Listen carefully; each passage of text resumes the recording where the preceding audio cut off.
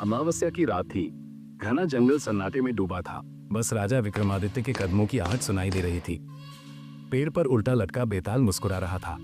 राजा, फिर आ गए मुझे पकड़ने? बेताल हंसा। चलो, जब तक तुम मुझे लेकर जाते हो, एक कहानी सुन लो। विक्रम जानता था कि बेताल की कहानियां हमेशा किसी पहेली में उलझा देती हैं। उसने चुपचाप बेताल को कंधे पर डाल लिया और जंगल के बाहर चल पड़ा।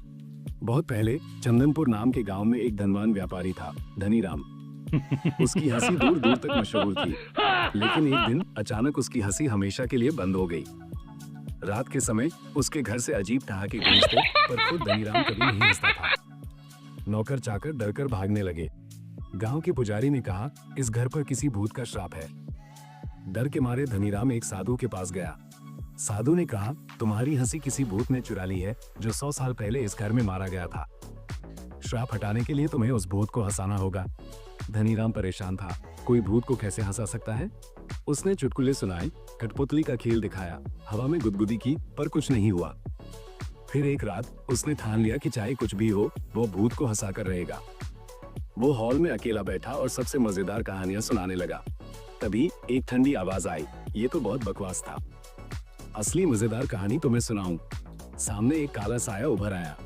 उसने एक ऐसा अजीबोगरीब चुटकुला सुनाया कि धनीराम खुद को रोक नहीं सका और जोर से हंस पड़ा। भूत भी हंस पड़ा। उसकी हंसी तेज होती गई और फिर धप, वो गायब हो गया। श्राप टूट चुका था। बेताल ने शरारत से पूछा, राजा बताओ तो सही, भूत आखिर क्यों हंसा? क्या सच में वो मजाक इतना अच्छा था या वजह कुछ और थी?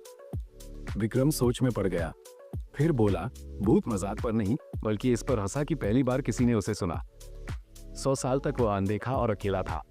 जब धनीराम ने उसे एक जीवित आत्मा की तरह समझा, तो उसका दुख दूर हो गया और वो मुक्त हो गया।